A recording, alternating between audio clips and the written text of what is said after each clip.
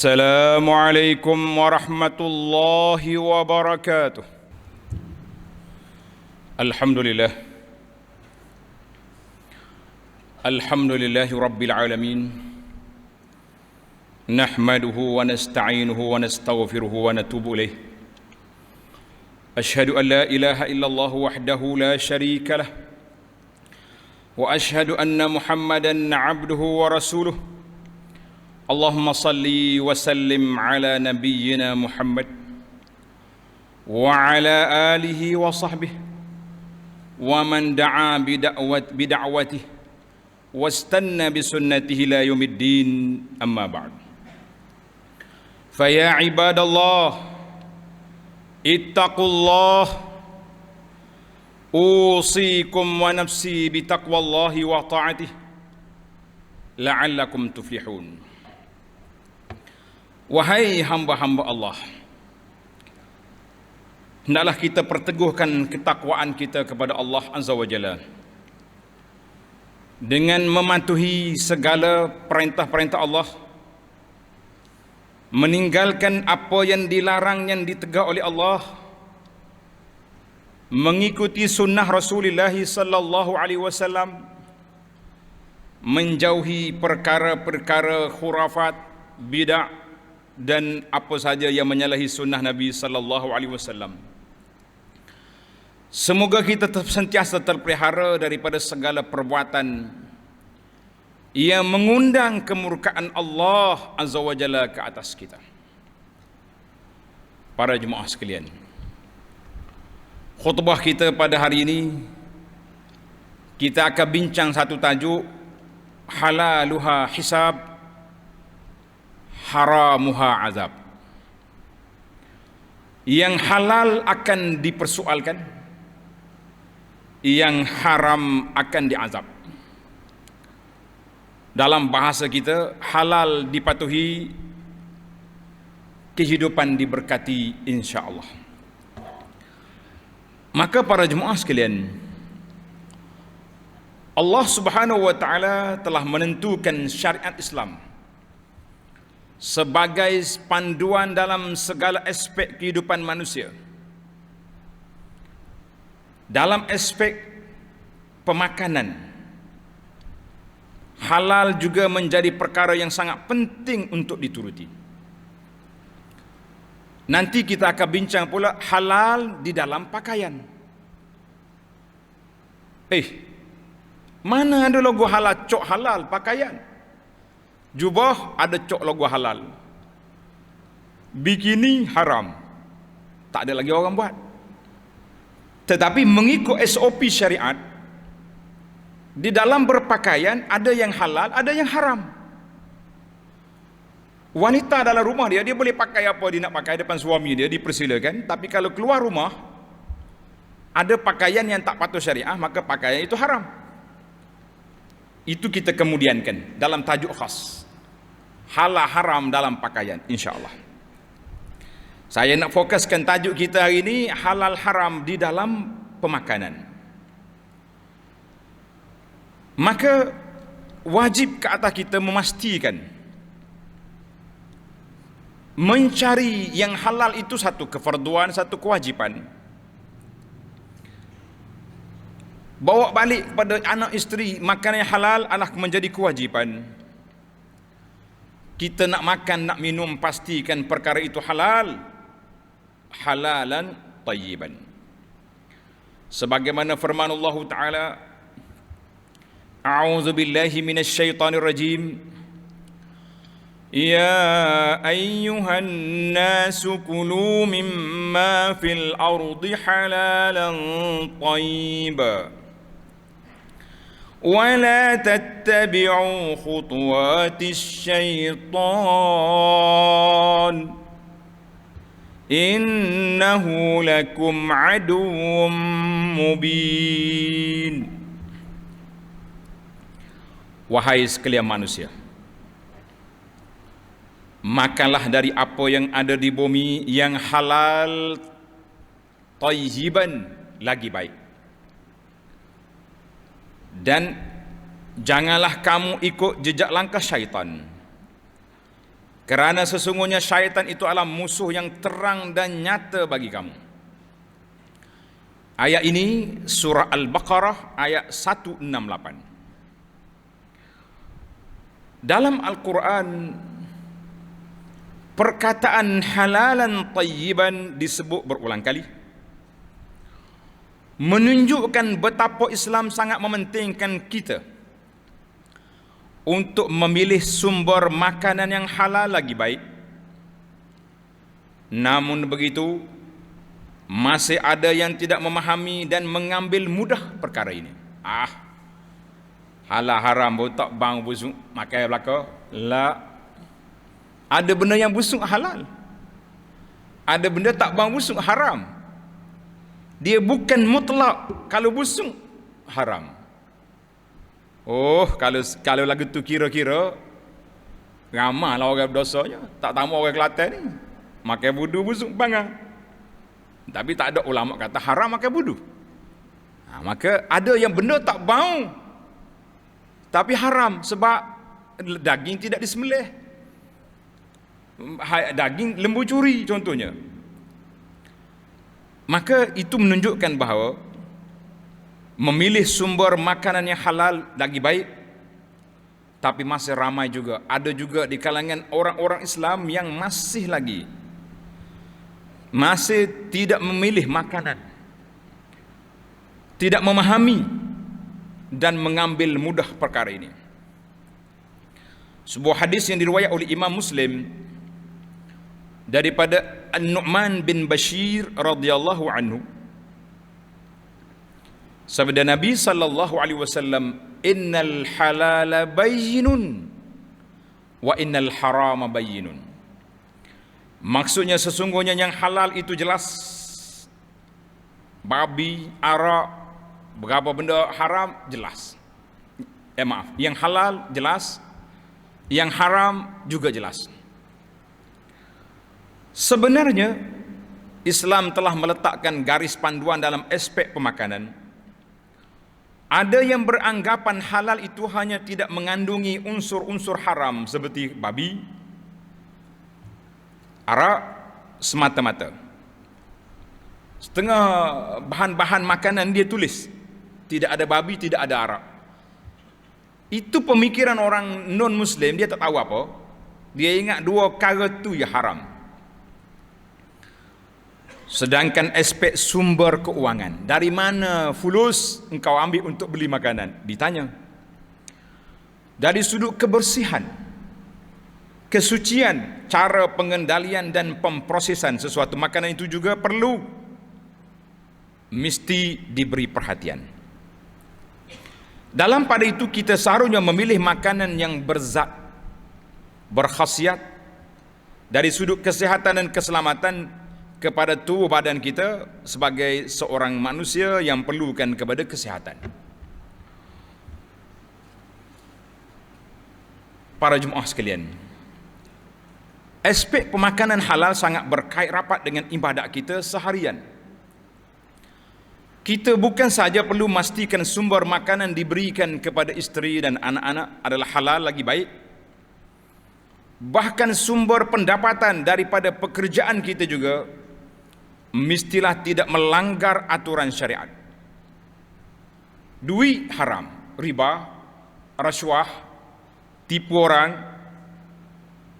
itu haram. Walaupun ayamnya sembelih, tapi duit yang dibeli itu tidak dengan duit yang halal.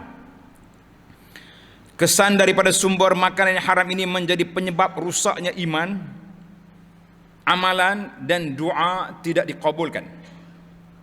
Ia juga menjadi asbab kepada kerusakan akhlak, bahkan menjejaskan pembinaan keluarga dan pembentukan peribadi, terutama diri anak-anak kita.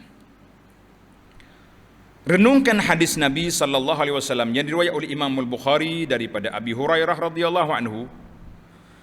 Sabda Nabi sallallahu alaihi wasallam, la ya'tiyanna 'alan nasi zamanun la yubalil mar'u bima akhadha al-mal amin halalin am min haram. Akan tiba satu zaman, satu masa di mana seseorang itu tidak menghiraukan dari mana datangnya hartanya, Dia tak peduli, asalkan boleh. Apakah daripada sumber yang halal ataupun yang haram. Sekarang ni kita tengok apabila pihak kerajaan menyediakan kaunter Islami, ada panel syariah yang menguruskan, yang menyelia perjalanan kita. Walaupun di bank yang sama, tapi yang ni dia panggil Islami. Maknanya hak ni ayam sembelih, hak ni tak sembelih. Sini pun nampak ramai lagi yang tak jelas. Dia kata bank tu law ya tu, benda sama ya. Benda sama pun kalau hak ni sembelih, hak ni tak sembelih, mana sama? Itu pun tak faham juga. KWSP buka 2 kaunter, tak mau berubah lagi kita ke sana, kepada Islami, kepada patuh syariah. Kenapa? Dia pandang mudah ya. Dia kata hak ni pun pegawai dia orang Melayu juga, ada sokok juga atas kepala, hak ni sama juga, apa beza?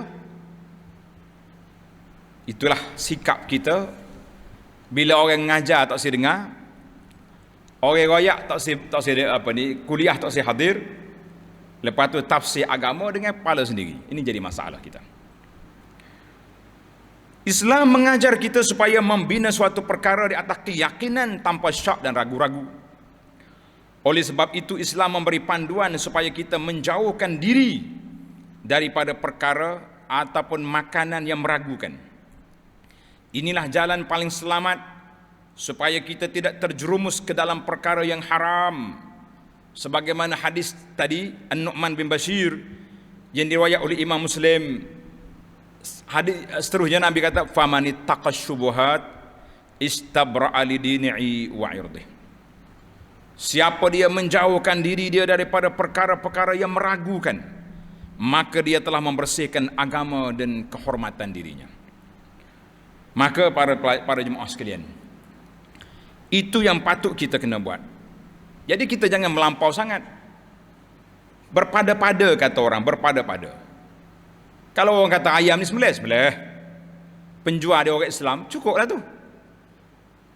Melampau lagu mana pula? Dia pergi siasat semua. Ayam demo ni, orang nak jual ayam apa terganggu, dia duduk main interview banyak. Duduk dia ambil mana?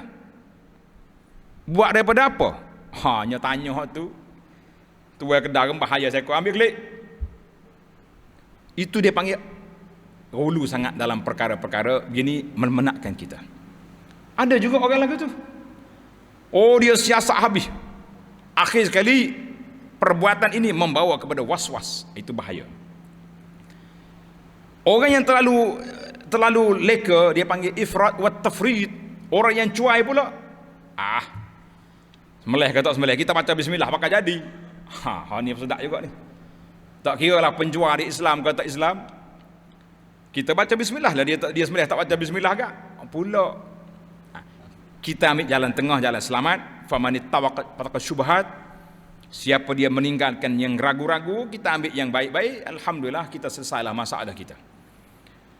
Islam tidak mengajar kita melampau sangat, tidak. Cuai pun tidak, kita duduk dipanggil al-wasat. Jalan sederhana yang baik, kita pastikan orang itu baik. Sembelih cukuplah. Kalau tidak berat kita semua benda nak pergi cek belaka, kita kata itu dia panggil sudah dikira hulu. Baik para jemaah sekalian. Maka apakah sikap kita dalam memilih produk makanan? Terutamanya ketika kita nak membeli barang ataupun nak masuk tempat makan, kita kena tengok. Perkara ini perlu diambil perhatian. Yang pertama, utamakan premis ataupun kedai makanan yang dimiliki oleh orang Islam. Bukan setakat Islam, dan menyediakan juadah yang halal lagi bersih. Ada juga kedai orang Islam tapi busuk bangga lah. Mana kalau ada pilihan, kita pilih kedai Muslim. Dia kata bahaya ni. Kita duduk dalam masyarakat majmuk suruh beli tempat orang Islam pula. Habis orang bukan sendiri dia ada pasaran dia. Ada sup dia. Apa yang kita duduk susah? Tuan-tuan bayangkan, kita makan masuk dalam mulut kita daripada tangan yang tak pernah baca bismillah. Berjunuk sudah berpuluh tahun tak pernah mandi junuk. Sedangkan mulut kita ni baca bismillah, mulut bertasbih, mulut Tiba-tiba makanan kita disediakan oleh orang-orang macam ni, kita kata kenapa? Saya tak kata haram, tapi kita ada pilihan. Kita ada pilihan. Maka kita pilih yang pertama sekali, utamakan makanan yang disediakan oleh orang-orang yang beriman, orang Islam. Ini bagi memastikan makan yang disediakan benar-benar menepati kehendak syarak dan mencapai halalan tayyiban. Mana kalau dia tahu orang Islam, takkanlah dia nak bagi kepada kita makanan yang haram. Tidak munasabah pada kira-kira kita secara zahirnya. Secara batin Allah Ta'ala yang mengetahui. Yang kedua, pastikan premis tersebut tidak mencampur adukkan antara makanan haram dan makanan yang haram dan diragui status halalnya bersama dengan makanan lain. Jangan masuk. Jika perkara ini berlaku, boleh buat aduan pada pihak berkuasa kerana dibimbangi logo halal yang dipamerkan tidak sah atau berlaku pelanggaran terhadap syarat-syarat yang telah ditetapkan oleh pihak JAKIM. Sebab itulah kata di para pendakwa, logo halal tu, yang dia tulis halal-halal tu, dia ada dua kategori. Satu dia panggil ditanggung halal, satu kategori dia panggil digantung halal. Boleh faham? Hak tanggung halal ni maknanya yang betul diluluskan oleh panel. Panel halal, jabat agama mari tengok, siasat, betul, tanggung halal.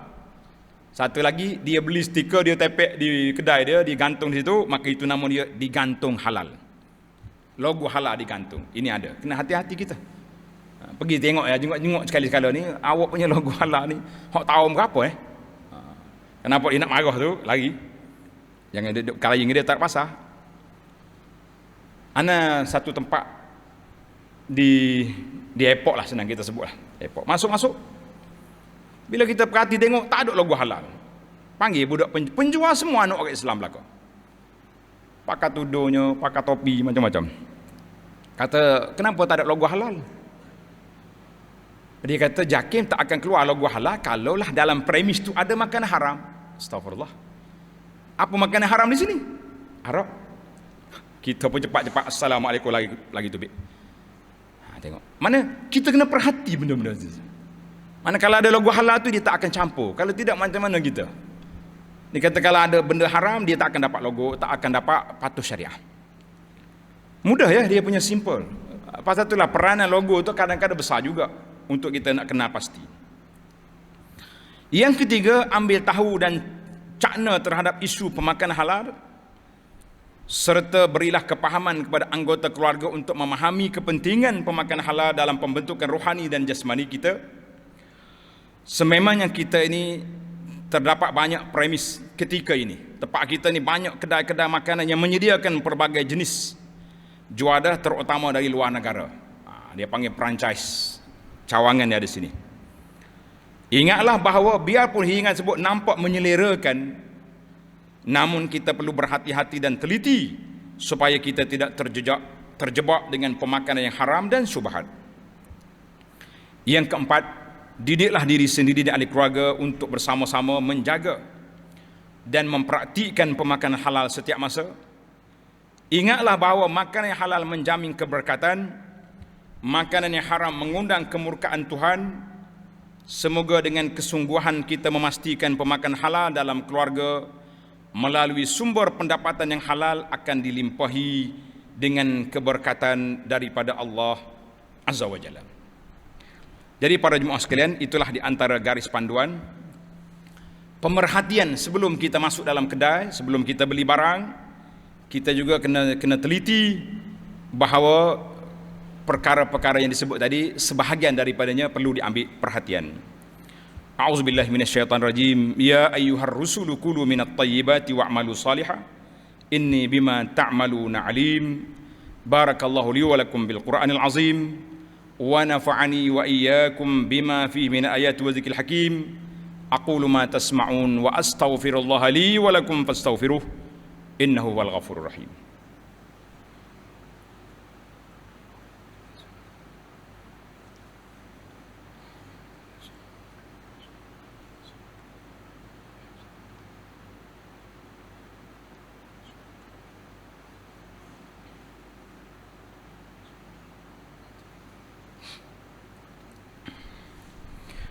Alhamdulillah, Alhamdulillahilladzi hadana li hadza wa ma kunna linahtadiya laula an hadanallah. Asyhadu an la ilaha illallah wahdahu la syarikalah wa asyhadu anna Muhammadan abduhu wa rasuluh. Allahumma salli wa sallim ala abdika wa rasulika Muhammad wa ala alihi wa sahbihi ajma'in wa ba'd. Fa ya ibadallah, usikum wa nafsi bi taqwallahi azza wa jalla. Wahai hamba-hamba Allah, saya berpesan kepada diri saya dan tuan-tuan semua supaya kita sentiasa bertakwa kepada Allah azza wa jalla. Isu halal dan haram perlu diambil perhatian. Mana kita nak tahulah aspek halal haram tu, makanan tu sendiri, zat makanan tu mesti halal, tayyiban. Yang kedua, sumber pendapatan untuk nak beli dia tu. Itu pun kena ambil penegasan. Jangan beli dengan duit haram, jangan duk ambil riba, jangan duk main rasuah, jangan duk main macam-macam benda karut saham tu, saham ni yang tak patuh syariah. Jangan, kerana dia termasuk dalam perkara yang haram. Bagi mengakhiri pesanan tajuk ini, kesimpulannya sebagai panduan kita bersama, yang pertama, Islam memberi panduan dalam segala aspek kehidupan manusia, termasuklah dalam bab pemakanan halal. Allah Subhanahu wa taala mengingatkan kita supaya memastikan makanan atau minuman yang diambil adalah halal, tayyiban, lagi baik. Ada benda halal tak tayyib. Contohnya seorang yang kencing manis. Kita duk bagi makan hok manis-manis dengan dia, nanya, halal, benda tu tak ada orang kata haram, tapi bagi dia tidak tayyib. Gitulah penyakit-penyakit yang ada ni. Yang kedua, fahami konsep halal dan haram dan syubhat sebagaimana yang ditegaskan oleh Nabi sallallahu alaihi wasallam dalam kehidupan, supaya kehidupan kita terpelihara daripada keburukan dan kerusakan akibat pengabaian, kecuaian kita terhadap panduan syariat. Yang ketiga, pastikan sumber makanan yang diberikan kepada keluarga kita, anak-anak kita, bersih daripada perkara-perkara yang tidak baik. Mudah-mudahan kita semua para jemaah sekalian mendapat rahmat, keampunan, kasih sayang dan keredaan Allah azza wa jalla. Sebagaimana dikatakan, atib mat'amak tustajab da'watu. Perelokkan makanan, Allah perkenankan doa. Mudah-mudahan doa kita mustajab. Doa yang kita pohon Allah Ta'ala kabulkan. Allah terima semua doa, tapi kabul tu, itu yang penting. Jadi para jemaah sekalian, sekali lagi saya peringatkan kepada jemaah saya, ahli qaryah kita ni, bulan akhir tahun ni Zuhur tak pukul 1 lagi. Zuhur masuk sebelum jam 1. Hari ni 12.50 berapa? 58. Maknanya awal lagi sudah masuk waktu. Bersedialah pukul 12.30 tu paling lewat kita ready. Mari masjid awal-awal. Panggil anak-anak duk mana? Musim PD, musim orang tidur ni sekarang ni. Mengaji dalam rumah ni new normal kata orang, tidur tu satu kebiasaan. Tambah-tambah hari hujan pula, pakak macam mana? Ayah cari anak duk mana, mak tolong gerak suami, kejut anak-anak mari. Kita tak nak tengok lah. Orang panggil berabuk mata. Ketebuh kedua, ada lagi jemaah baru masuk. Berasa sedih hati tengok. Waktu masjid tutup dulu, pakak teriak nak mari. Bila masjid buka, pakak mari lambat pula. Tak. Cuba motivasi diri sendiri. Masjid sudah buka, bukalah hati kita untuk datang awal ke masjid. Mudah-mudahan kita dapat sebagaimana disebut oleh Nabi sallallahu alaihi wasallam, man bakkara wa btakara masya wa lam yarkab. Siapa dia pergi awal ke masjid dan Nabi kata dia berjalan kaki, jangan naik kenderaan. Mana bagi orang rumah dekat-dekat terus naik kereta, jalan kaki. Kecuali orang sakit lutut, sakit kaki lain. Kemudian masuk masjid duduk depan, solat, zikir, selawat sampai imam naik, khatib naik mimbar, sampai sudah, maka Allah Ta'ala akan ampunkan dosa dia. Itulah yang disebut oleh Nabi sallallahu alaihi wasallam, kelebihan yang besar. Jadi para jemaah, rebutlah peluang ini sebelum kita diusung oleh orang bawa ke belakang sana. Yauma la yanfa'un nadam, pada hari yang tidak berguna lagi penyesalan. Minggu lepas kita bincang tentang kematian. Kita sudah dengar berapa ramai orang yang mati. Kita pun tengok berita kematian zaman Covid ni sangat banyak ramai. Yang kena Covid tak kena Covid cerita lain, tapi kita nampak sangat yang mati kawan-kawan kita orang muda-muda belaka. Maka persiapan al-bidar, orang Arab kata segeralah buat persiapan. Kalau dia datang pun kita taklah menyesal sangat. Para jemaah sekalian, pada hari Jumaat dan hari-hari yang lain, perbanyakkanlah selawat ke atas Nabi sallallahu alaihi wasallam, karena perintah Allah dalam Al-Quran, innallaha wa malaikatahu yusalluna 'alan nabi ya ayyuhalladzina amanu sallu alaihi wa sallimu taslima. Allahumma salli ala Muhammad wa ala ali Muhammad kama sallaita ala Ibrahim wa ala ali Ibrahim wa barik ala Muhammad wa ala ali Muhammad kama barakta ala Ibrahim wa ala ali Ibrahim fil alamin innaka Hamidum Majid.